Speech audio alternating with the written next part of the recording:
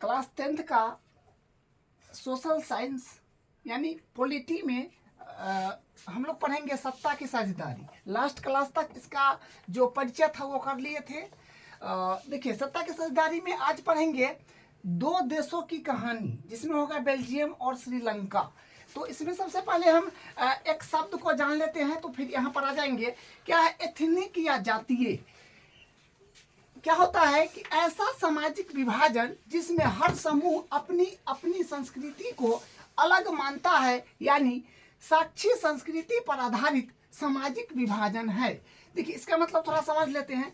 यहाँ पर क्या लिखा है? सामाजिक विभाजन, जिसे जो मानव समाज है, जिसे हम सब मिल करके क्या बनते हैं, बनाते हैं, समाज होते हैं। मतलब हम सब मिल के समाज बनते हैं, उसी को सामाजिक बोलते हैं।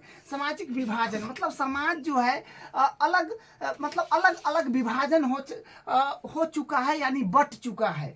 जिसे जाति के आधार पर हो गया, भाषा के आधार पर हो गया, धर्म के आधार पर हो गया, क्षेत्र के आधार पर हो गया, रंग के आधार पर हो गया। क्या है? ये बट चुका है। जैसे यहाँ पर है संस्कृति पर आधारित। संस्कृति का मतलब सबका खान पान, वेशभूषा, रहन सहन, ये क्या है? ये सबका अलग अलग है। ठीक है। यहाँ पर ये जातीय का मतलब ये नहीं है जो कास्ट वाला जाति नहीं है। जातीय का मतलब है एथनिटिक, मतलब एथनिटिक इसका इंग्लिश में बोलते हैं। तो जातीय में यहाँ पर क्या होगा कि जाति में आएगा, जातीयता में आएगा कि जो समाज अपना सामाजिक विभाजन है, ये जाति, भाषा, धर्म और क्षेत्र के आधार पर। ठीक है। तो इसका ये मतलब हो गया। जिसे यहाँ पर हम लोग पढ़ेंगे अभी दो देशों की कहानी। तो दो देशों की कहानी में आएगा बेल्जियम और श्रीलंका। ठीक है। तो बेल्जियम में सबसे पहले हम लोग जानेंगे कि बेल्जियम का राजधानी कहाँ है। बेल्जियम का राजधानी कहाँ है? तो बेल्जियम का राजधानी है ब्रुसेल्स। सबसे पहले जानेंगे कि राजधानी क्या होता है। देखिए, राजधानी जो सभी राज्य का जहाँ से राज्य होता है, उसी को हम लोग राजधानी बोलते हैं। जैसे क्या है, बेल्जियम की राजधानी ब्रुसेल्स है। जैसे भारत की राजधानी नई दिल्ली है। क्या है? नई दिल्ली में संसद भवन है, राष्ट्र भवन है, क्या बोलते हैं, प्रधानमंत्री जी का घर है, राष्ट्रपति जी का घर है। मतलब ये नेता लोग का घर जो होता है वो कहाँ होता है? वो होता है अपने राजधानी में। राजधानी से ही अपना सभी राज्यों पर क्या करते हैं? राज्यों पर वहाँ से ही अपना राज्य चलाते हैं, कानून बनाते हैं और राज्य पर लगाते हैं। उस तरह से अपना राज्य चलता है। ठीक है।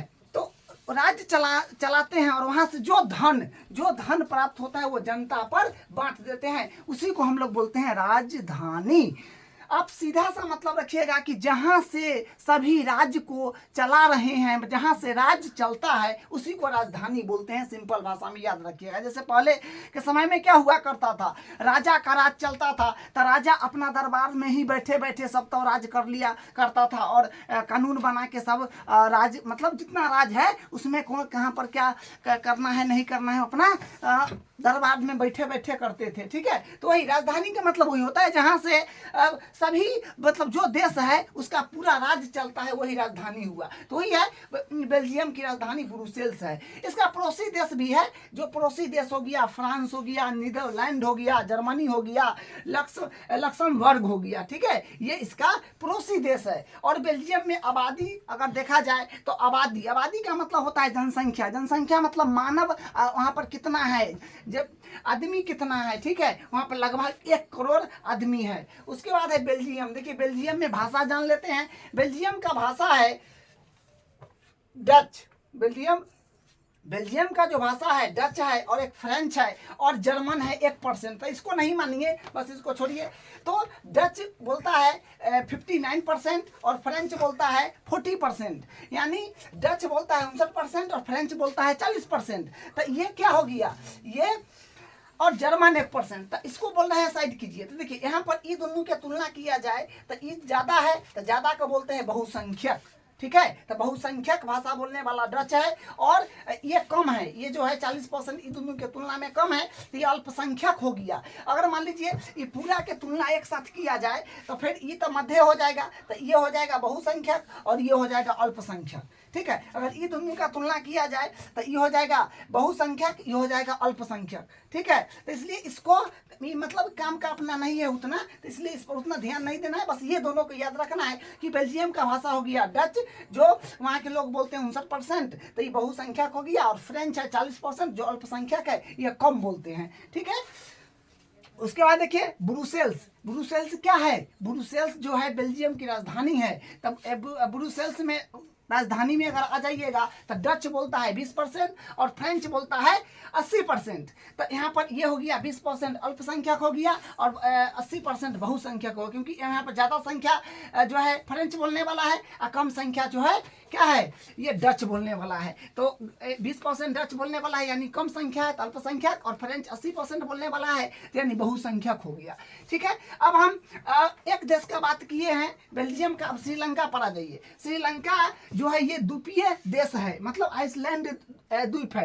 देखिए द्वीपीय देश किसको बोलते हैं? जो चारों तरफ पानी से पूरा ढका हो और वहाँ पर जो जगह बचा हो और उसके चारों तरफ पानी हो, उसी को हम लोग बोलते हैं द्वितीय द्वीप या आइसलैंड बोलते हैं, ठीक है। तो आइसलैंड का मतलब क्या होता है कि वो इलाका जिसके चारों तरफ पानी हो, पानी ही पानी, उसी को बोलते हैं द्वीप इलाका, ठीक है।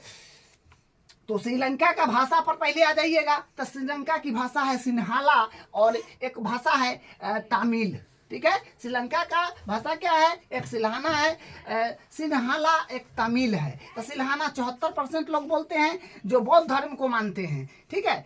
सिल्हाना 74% लोग बोलते हैं, सिन्हाला 74% लोग बोलते हैं वो बौद्ध धर्म को मानते हैं। तमिल 18% लोग बोलते हैं जो हिंदू और मुस्लिम धर्म को मानते हैं, ठीक है।